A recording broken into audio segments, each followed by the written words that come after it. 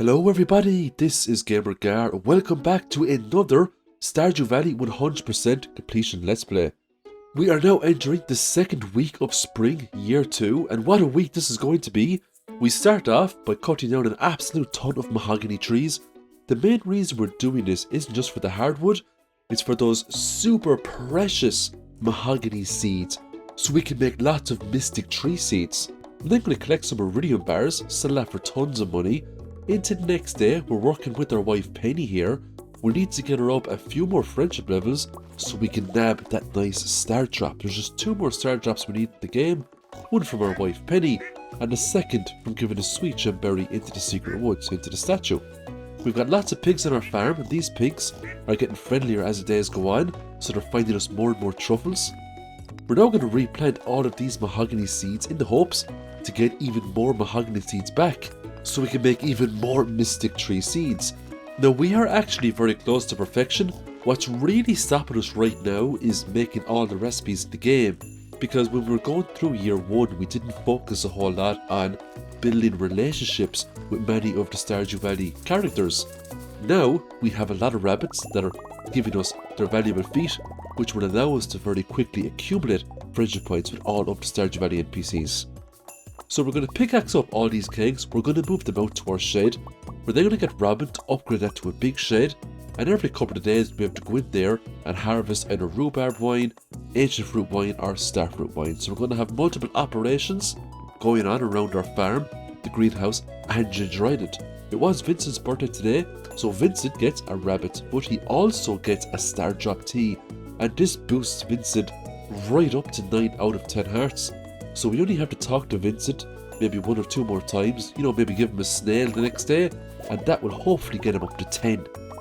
The next day, look at all these crops we get to harvest. So one of the achievements we have to unlock, the 100% the game, is to ship 15 of every crop. And it's a lot easier said than done, trust me. We also need to think about the strawberries. That also includes sweet gem berries, so that's going to be great fun to try to get that one done. Big focus right now on accumulating lots of wood so we can make huge amounts of kegs. The tactic right now is to basically fill up a large shed with kegs. It's about 137 or 138 kegs. Now at the moment we have lots of gold. We could easily buy wood off Robin, but we also have to remember that we need to re-accumulate our gold again so we can get the obelisks and we can get the gold clocks. You have to start somewhere with that as well. If we were to purchase wood off Robin, we probably wouldn't get a whole lot because it's got a lot more expensive now that we're in year 2. So we're giving Kent a quartz today. That's just for help on the quest. We're still collecting prize tickets. Now I gave Kent a sashimi. He was not impressed with that. Reminded him of Goats Row Prison. So very sorry, Kent. I'm going to trade in some skill books here, some books of power, to get back some hardwood. And we're also going to go to the Statue of Uncertainty and we are going to remix back up our mining skill. I want to get the blacksmith, so bars are worth 50% more, just to get my money back up. We're now going to go into the secret woods and we're basically trying our best to get more mahogany seeds down here. We'll also get the hardwood as well though, but I just want as many mahogany seeds now as possible for those mystic tree seeds.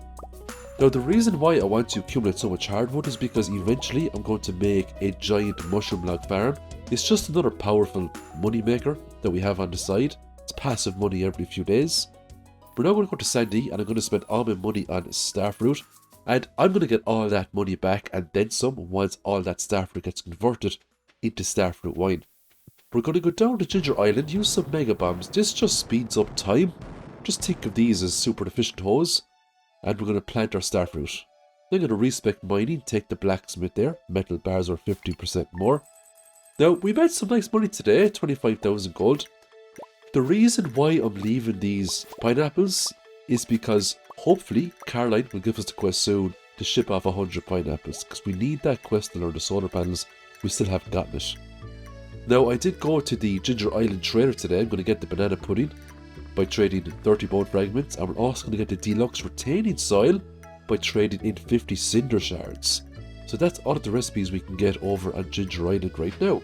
There's also a very sneaky golden walnut up here along with an ostrich egg, and that's unlockable once you find one of the Ginger Island secret nuts. We're then going to speak to the raccoon, and the raccoon is looking for dried morels as well as 5 white algae. Now that was an easy enough request to do, so we'll get cracking on that now over the next few days. I also checked out the travelling cart merchant today, and she had the lovely rare seed. I cannot believe I didn't do this last year. I mean, I just totally forgot about it, I suppose. But I suppose now is a better time than ever. We're also working on Penny as well, trying to get that star drop, so every single day I'll either give her a sandfish because she loves those, or I might give her a prismatic shard or something like that. So our greenhouse is more or less filled up to the top now with ancient fruit. Some of this will be converted into ancient fruit wine. The rest of it will be converted back into ancient seeds, because we want to disperse those now all over the place. Having the pigs roam around the place finding truffles every day is an absolute game changer. All these truffles will sell for huge amounts of money. It's just nice pocket change to have at this stage of the game. Now, in terms of crafting all of the items in the game, we're still a ways off because we need a lot more key gems to get all of the recipes. We also need a key quest to give us access to radioactive ore. So we need a Danger of the Deep or a Skull Cavern Invasion. We need one of those to get the ores that we need to sort that out. But we do get those eventually. We will get it quite soon. And before you know it, perfection will be obtained. But perfection is just the tip of the iceberg. We're 100% in the game, not just getting perfection on it. Big difference. I still have to do those cursed arcade machines, especially the Prairie King, but you know what? That's for another video. After giving lots of people gifts in the saloon, I retreated back to my cozy house and picked up lots of jades for my crystallariums. I can trade in these jades every Sunday to the Desert Shader for staircases.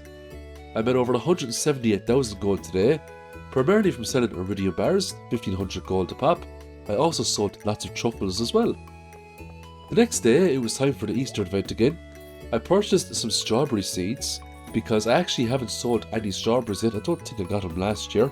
Correct me if I'm wrong in the comments though, but I do not believe I got strawberry seeds in year 1. Now, correct me if I'm wrong again here, but I believe because it's year 2, the location of the eggs is slightly changed, and I almost lost the event. I got a bit confused there to start, but I made a pretty good comeback and I managed to get enough eggs to win. Now, because I won the straw hat in year 1, I'm going to get a prize ticket in year 2. If I lost in year 1, I would have got the straw hat now. But that prize ticket is very nice. I suppose we have to remember that we can still get star drop teas from prize tickets. We got a visit from a fairy tonight. That is an incredibly rare event. That fairy will just speed up the growth on those crops that she enchanted there with her magic. Just gave Penny her prismatic shard this morning. So we're getting there with Penny now. Eventually Penny will give us another nice star drop. Today's Sunday, so we're going to go to the Desert Trader and get some spicy eels.